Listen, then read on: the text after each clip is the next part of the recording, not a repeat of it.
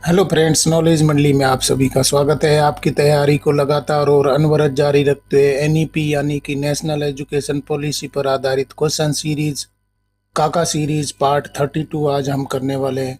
साथियों, national education policy पर आधारित क्वेश्चन से आपकी परीक्षाओं में पूछे जाएंगे, जैसे कि principal, vice principal, PGT, TGT, PRT, librarian, AC, DC, JSA, SSA in KVS, NVS, EMRS, DSSB, NCT conducted by UPSC, CTET, REET and other examinations।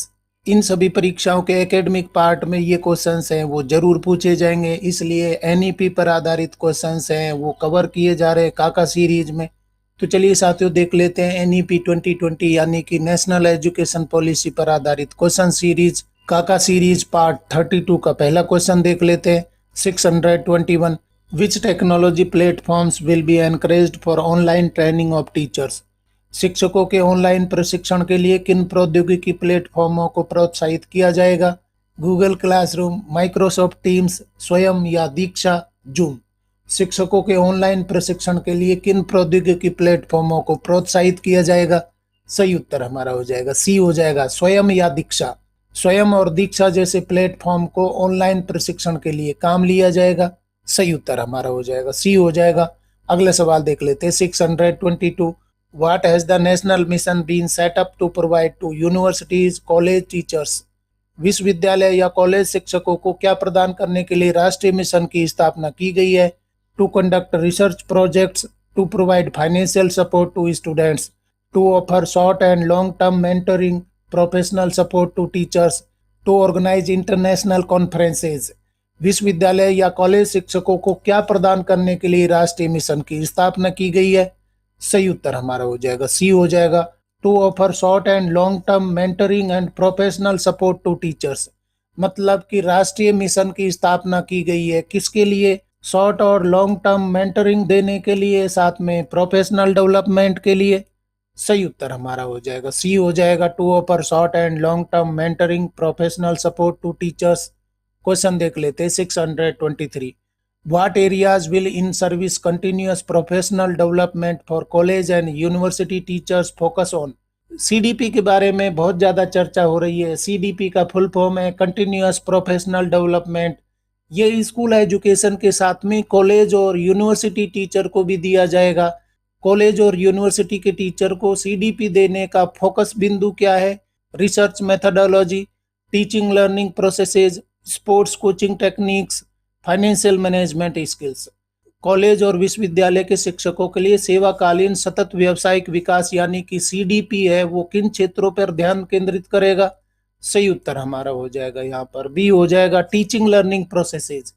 चाहे तो स्कूल एजुकेशन हो या कॉलेज एजुकेशन हो या यूनिवर्सिटी एजुकेशन हो, उन teacher को continuous professional development यानी कि सीडीपी है वो प्रदान की जाएगी किसके लिए? टीचिंग लर्निंग प्रोसेस को सुधारने के लिए, उसको अपग्रेड करने के लिए। सीडीपी वाला क्वेश्चन आपके लिए भी एप्लीकेबल है, कॉलेज एजुकेशन में भी है, यूनिवर्सिटी एजुकेशन में भी है। अगला सवाल देख लेते हैं। 624 how will PhD programs in universities be reoriented? विश्वविद्यालयों में पीएचडी कार्यक्रमों को कैसे नया रूप दिया जाएगा? By reducing the duration of the programmes, by increasing the number of exams, by including courses in pedagogy and education, by eliminating research components। तो विश्वविद्यालयों में पीएचडी कार्यक्रमों को कैसे नया रूप दिया जाएगा? सही उत्तर हमारा हो जाएगा सी, हो जाएगा। by including courses in pedagogy and education, PhD programme में पेडागोजी और एजुकेशन के कार्यक्रम है वो शामिल किए जाएंगे। इस प्रकार से पीएचडी कार्यक्रम है वो नए रूप में आएंगे। सही उत्तर हमारा हो जाएगा सी, हो जाएगा। एनईपी पर आधारित क्वेश्चन सीरीज काका सीरीज पार्ट 32 का अगला सवाल देख लेते हैं। 625 what percentage of the Indian workforce in the age group of 19 to 24 received formal vocational education according to the 12th 5-year plan 2012 to 2017? बहुत ही अच्छा क्वेश्चन है। 12वीं पंचवर्षीय योजना जो कि 2012 से 17 तक के लिए बनाई गई थी के अनुसार 19 से लेकर के 24 आयु वर्ग के कितने प्रतिशत भारतीय कार्यबल ने औपचारिक व्यावसायिक शिक्षा प्राप्त की है? बहुत ही अच्छा क्वेश्चन है। इस प्रकार के आंकड़े वाले क्वेश्चन है वो तो जरूर पूछे जाते हैं। 25%, 10%, लेस देन 5%, 15%। 12वीं पंचवर्षीय योजना 2012 से 17 के अनुसार 19 से 24 आयु वर्ग के कितने प्रतिशत भारतीय कार्यबल ने औपचारिक व्यावसायिक शिक्षा प्राप्त की थी? सही उत्तर हमारा हो जाएगा सी हो जाएगा, <5%। 19 से लेकर के 24 वर्ष का जो आयु वर्ग है 5% से भी कम इनको वोकेशनल एजुकेशन है वो मिली है। बहुत ही अच्छा क्वेश्चन है, सही उत्तर हमारा हो जाएगा सी हो जाएगा। Dear friends, national education policy 2020 पर आधारित क्वेश्चन सीरीज चल रही है जिसको नाम दिया गया है काका सीरीज। काका सीरीज के क्वेश्चंस आपको पसंद आ रहे हैं तो लाइक बटन दबाइए, अपने यार दोस्तों को भी बताइए, साथ में आप कमेंट करिए और बेल आइकन भी दबा दीजिए। देख लेते हैं अगला सवाल 626। In which country does the percentage of workforce receiving formal vocational education reach 96%? किस देश में औपचारिक व्यावसायिक शिक्षा प्राप्त करने वाले कार्यबल का प्रतिशत 96% तक पहुंच गया है? South Korea, India, Germany, USA. सही उत्तर हमारा हो जाएगा ए हो जाएगा, साउथ कोरिया। दक्षिण कोरिया में 96% औपचारिक व्यावसायिक शिक्षा प्राप्त कर ली गई है कार्यबल के द्वारा, मतलब कि वर्कफोर्स के द्वारा। और इससे पहले वाले क्वेश्चन में हम देख चुके हैं कि 19 से 24 आयु वर्ग के बच्चे हैं उनको 5% से भी कम वोकेशनल एजुकेशन मिली है, यानी कि बहुत कम आंकड़ा है। जबकि दक्षिण कोरिया में 96% लोगों को वोकेशनल एजुकेशन मिल चुकी है। और हमारे देश की स्थिति क्या है? 5% से भी कम कार्यबल को, जो कार्यबल है 19 से लेकर के 24 वर्ष के आयु वर्ग का है, इनको 5% से भी कम वोकेशनल एजुकेशन मिली है। तो वोकेशनल एजुकेशन देने के लिए बहुत ज्यादा इंप्रूवमेंट करना होगा, आंकड़े प्राप्त करने होंगे। सही उत्तर हमारा हो जाएगा ए हो जाएगा। क्वेश्चन देख लेते हैं 627। What was the perceived focus of vocational education in the past? अतीत में व्यावसायिक शिक्षा का कथित फोकस क्या था? अतीत यानी कि पास्ट, भूतकाल में व्यावसायिक शिक्षा का फोकस बिंदु क्या था? Grades 11th and 12th and drop outs in grade 8 and upwards, high school graduates, primary school students, working professionals. अतीत में व्यावसायिक शिक्षा का कथित फोकस बिंदु क्या था? सही उत्तर हमारा हो जाएगा ए हो जाएगा, ग्रेड्स 11th एंड 12th, यानी कि 11वीं और 12वीं के बच्चों को व्यावसायिक शिक्षा का फोकस बिंदु बनाया गया था कि व्यावसायिक शिक्षा है, वोकेशनल एजुकेशन है, 11th और 12th से दी जानी चाहिए। और इसके साथ में फोकस किस पे रहा था? Drop outs in 8th and upward, 8वीं और उससे ऊपर की कक्षाओं के जो ड्रॉप आउट है उनको वोकेशनल एजुकेशन पर फोकस रखा गया। और साथ में वोकेशनल एजुकेशन शुरू की गई थी 11th और 12th के बच्चों को। एनईपी 2020 में बहुत ज्यादा चेंजेस कर दिए गए हैं। अभी वोकेशनल एजुकेशन कौन सी कक्षा से शुरू कर दी गई है आप कमेंट करके बताइए। यहाँ पर सही उत्तर हमारा हो जाएगा ए हो जाएगा। अगला सवाल देख लेते हैं 628। What educational level did students passing out from grades 11th and 12th with vocational subjects face challenges continuing in? व्यावसायिक विषयों के साथ कक्षा 11वीं और 12वीं से उत्तीर्ण होने वाले छात्रों को किस शैक्षणिक स्तर पर चुनौतियों का सामना करना पड़ता है? अगर वोकेशनल सब्जेक्ट के साथ में +1 और +2 उत्तीर्ण की है, उनको आगे किस शैक्षणिक स्तर पर चुनौतियों का सामना करना पड़ेगा? Specialised training programmes, higher education, secondary education, elementary education. बहुत ही अच्छा क्वेश्चन है, लॉजिकल है, समझिए आप। व्यावसायिक विषयों के साथ में किसी बच्चे ने 11th और 12th पास कर ली है तो कौन से शैक्षणिक स्तर पर उसको चुनौतियों का सामना करना पड़ सकता है? सही उत्तर हमारा हो जाएगा बी हो जाएगा, हायर एजुकेशन। +1 और +2 है, उसने वोकेशनल एजुकेशन से करी है तो हायर एजुकेशन में उसको एडमिशन लेने में, परस्यू करने में मुश्किलें हो सकती है, चुनौतियां आ सकती हैं। सही उत्तर हमारा हो जाएगा बी हो जाएगा। एनईपी पर आधारित क्वेश्चन सीरीज काका सीरीज के कारवा को आगे बढ़ाते हुए नया सवाल देख लेते हैं 629। What did the announcement of the National Skills Qualifications Framework NSQF aim to address? राष्ट्रीय कौशल योग्यता फ्रेमवर्क यानी कि NSQF की घोषणा का उद्देश्य क्या था? बहुत ही अच्छा क्वेश्चन है। NSQF ने घोषणा करी है तो उसकी घोषणा का उद्देश्य क्या हो जाएगा? Quality of main stream education, diversity in education, inadequate educational infrastructure, lack of vertical mobility of students from the vocational education stream। सही उत्तर हमारा हो जाएगा डी हो जाएगा, lack of vertical mobility for student from vocational education stream. यहाँ पर ये बात बताई गई है कि वर्टिकल मोबिलिटी उनकी नहीं है, वोकेशनल एजुकेशन स्ट्रीम लेकर के बच्चा आगे नहीं पढ़ाई कर सकता, उसको मुश्किलें आ सकती हैं। तो राष्ट्रीय कौशल योग्यता फ्रेमवर्क है, उसकी घोषणा करने का उद्देश्य क्या हो गया, बच्चों को वोकेशनल एजुकेशन लेकर के मेन स्ट्रीम से जोड़ करके आगे बढ़ाने का उद्देश्य हो जाएगा। सही उत्तर हमारा हो जाएगा डी हो जाएगा। अगला सवाल हमारा आ गया 630। What kind of perception affects the choices made by student in the context of vocational education. व्यवसायिक शिक्षा के संदर्भ में किस प्रकार की धारणा छात्रों द्वारा चुने गए विकल्पों को प्रभावित करती है। बहुत ही अच्छा क्वेश्चन है। Equality between vocational and main stream education, popularity of vocational education being inferior to main stream education being irrelevant. व्यवसायिक शिक्षा के संदर्भ में किस प्रकार की धारणा छात्रों द्वारा चुने गए विकल्पों को प्रभावित करती है। सही उत्तर हमारा हो जाएगा सी हो जाएगा। Vocational education being inferior to main stream education, गजब की बात बताई गई है। जो व्यावसायिक शिक्षा है उसको इंफीरियर माना जाता है, घटिया माना जाता है मेन स्ट्रीम एजुकेशन से। मतलब कि मेन स्ट्रीम एजुकेशन है उसको अच्छा माना जाता है, जबकि वोकेशनल एजुकेशन है उसको घटिया निम्नतर माना जाता है। जबकि मेन स्ट्रीम के एजुकेशन है वो क्या कर रही है, बच्चों को बेरोजगारी को बढ़ावा देने में मदद करती है, जबकि वोकेशनल एजुकेशन है वो उसको स्किल डेवलप करवा रही है। और अगर स्किल्ड आदमी होगा उसको आगे गवर्नमेंट जॉब नहीं मिलता है, प्राइवेट जॉब नहीं मिलता है, तो अपना खुद का बिजनेस कर सकता है, अपने खुद की कमाई कर सकता है, रोजी रोटी कमा सकता है। जो चीज आपको रोजी रोटी दे सकती है वो इंफीरियर कैसे हो सकती है। परंतु हमारे देश में धारणा क्या हो गई है कि जो मेन स्ट्रीम एजुकेशन है वो अच्छी है, जबकि वोकेशनल एजुकेशन है वो इंफीरियर है। सही उत्तर हमारा हो जाएगा सी हो जाएगा। एनईपी पर आधारित क्वेश्चन सीरीज चल रही है जिसको नाम दिया गया है काका सीरीज। काका सीरीज पार्ट 32 में हम कॉलेज एजुकेशन और यूनिवर्सिटी एजुकेशन में वोकेशनल एजुकेशन के साथ में चर्चा कर रहे हैं।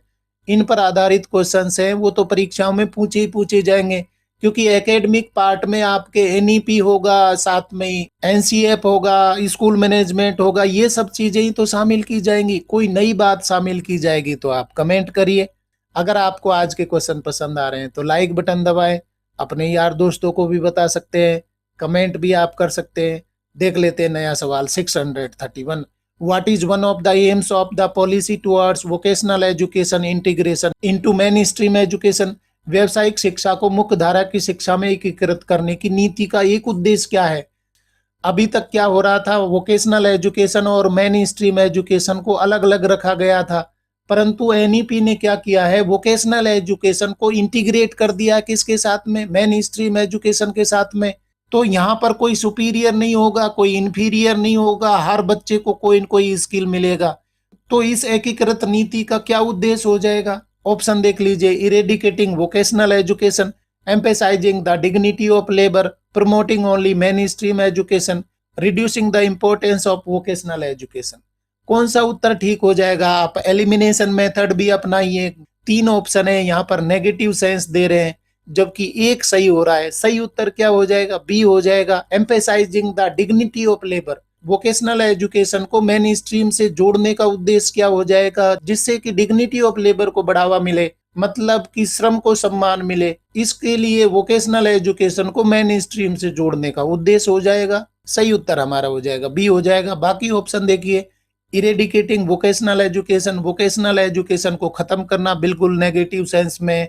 Promoting only main stream education, जब मेन स्ट्रीम एजुकेशन को पहले से ही प्रमोट किया जा रहा था तो अब आगे क्यों किया जाएगा, उनको तो हम इंटीग्रेट कर रहे हैं, तो ये भी नेगेटिव सेंस ले रहा है। और डी में क्या बताया गया है, reducing the importance of vocational education, तो ये ऑप्शन भी गलत है। तो 3 ऑप्शन है वो नेगेटिव सेंस ले रहे हैं, तो निश्चित रूप से हमारा सही उत्तर क्या हो जाएगा, emphasizing the dignity of labour. ये एलिमिनेशन मेथड से आप सही आंसर तक पहुंच सकते हैं।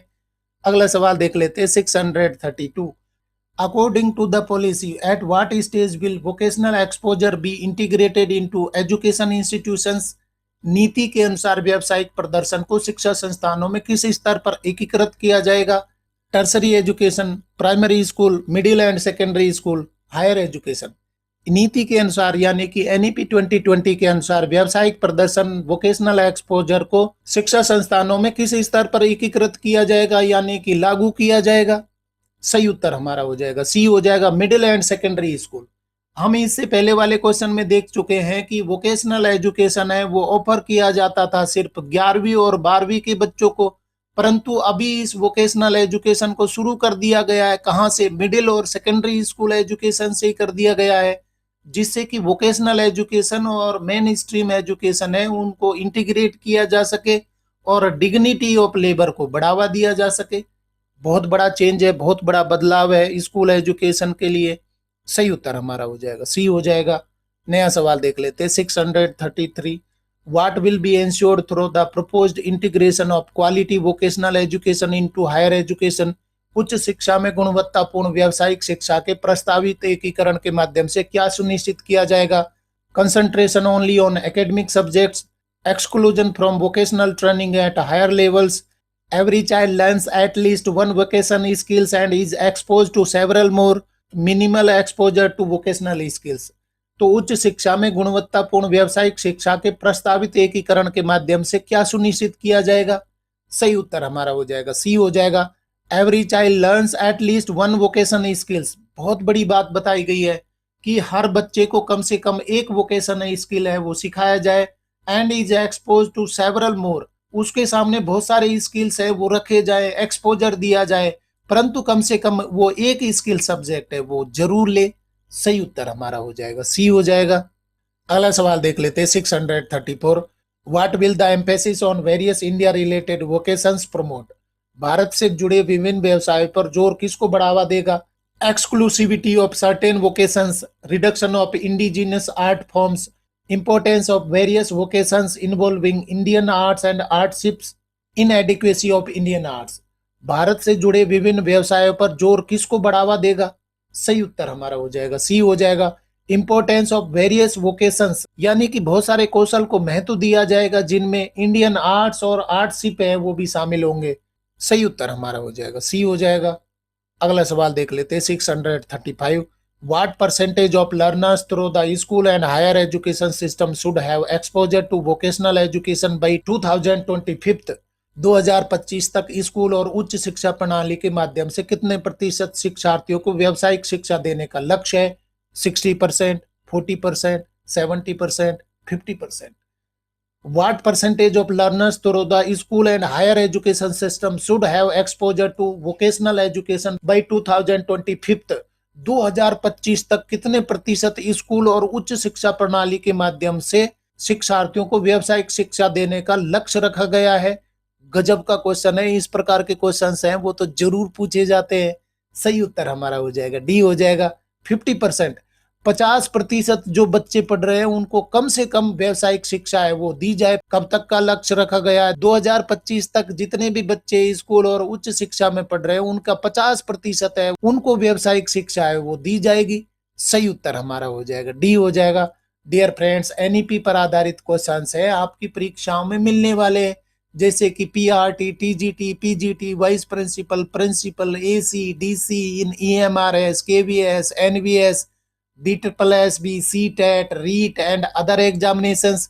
क्योंकि एनईपी है इन परीक्षाओं के एकेडमिक पार्ट से जुड़ा हुआ है और एनईपी पर क्वेश्चंस तो आने ही आने वाले हैं, तो यहाँ टारगेट बेस्ड क्वेश्चंस हैं वो तो जरूर पूछ लिए जाते हैं। अगर आपको एनईपी पर आधारित क्वेश्चंस पसंद आ रहे हैं तो लाइक बटन दबाइए, अपने यार दोस्तों को भी बता सकते हैं और आप कमेंट भी कर दीजिए। अगर आपको कोई तरीका पसंद नहीं आ रहा है, कोई तब्दीली आप करना चाहते हैं तो कमेंट करके जरूर बताइए। बेल आइकन भी दबा दीजिए। नया सवाल देख लेते हैं 636।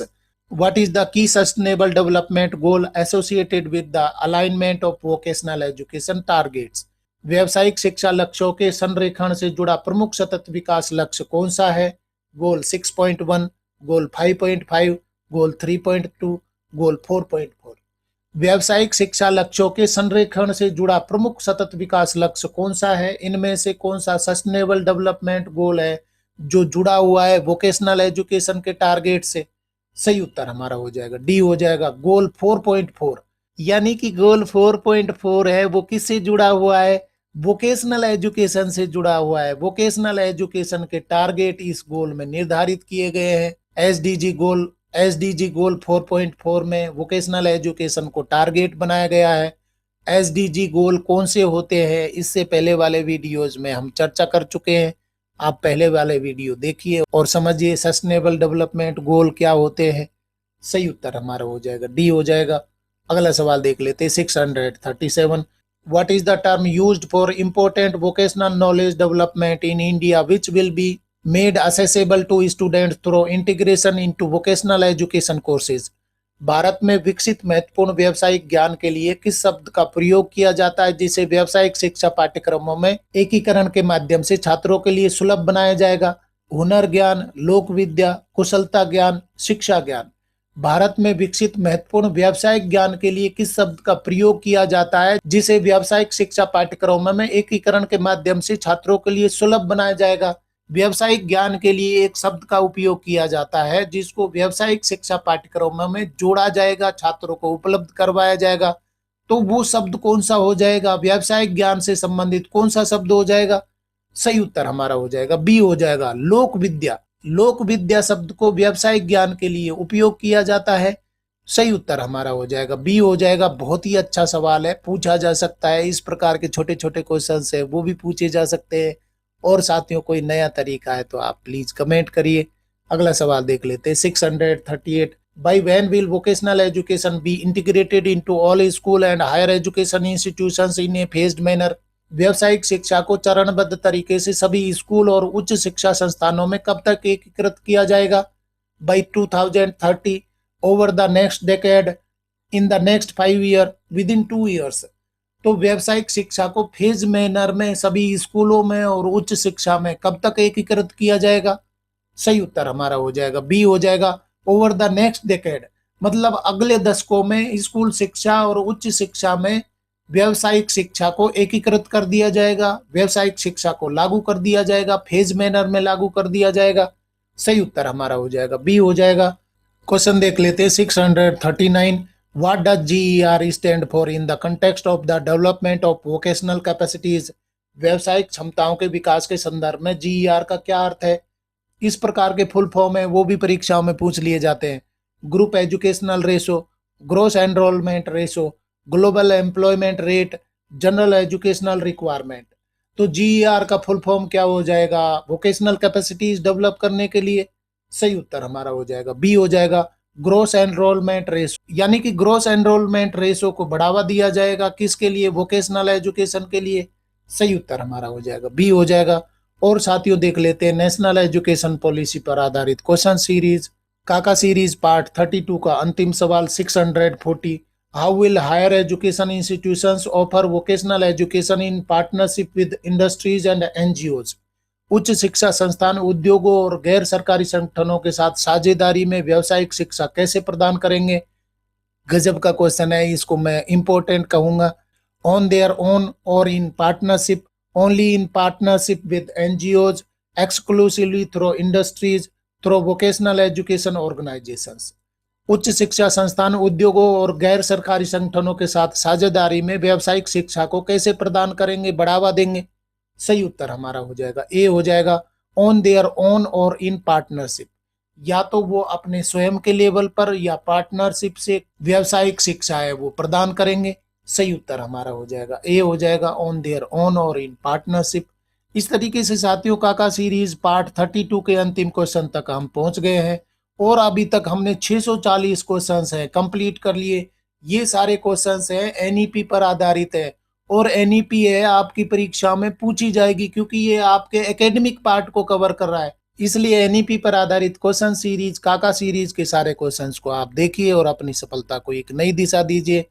डियर फ्रेंड्स, अगर आप एस्पिरेंट है, principal, vice principal, PGT, TGT, PRT, librarian, AC, DC, JSA, SSA, OS, in KVS, NBS, EMRS और दूसरी परीक्षाओं के लिए साथ में सीटेट और रीट, तो नॉलेज मंडली ने आपके सिलेबस को चारों ओर से घेरने के लिए बवंडर प्लान बनाया हुआ है जिसमें सर्विस रूल्स है, इसके साथ में एकेडमिक पार्ट और पेपर का जनरल पार्ट भी करवाया जा रहा है। अगर आपने बवंडर प्लान के वीडियो नहीं देखे तो जरूर देखिए और अपनी सफलता को निश्चित करवाइए।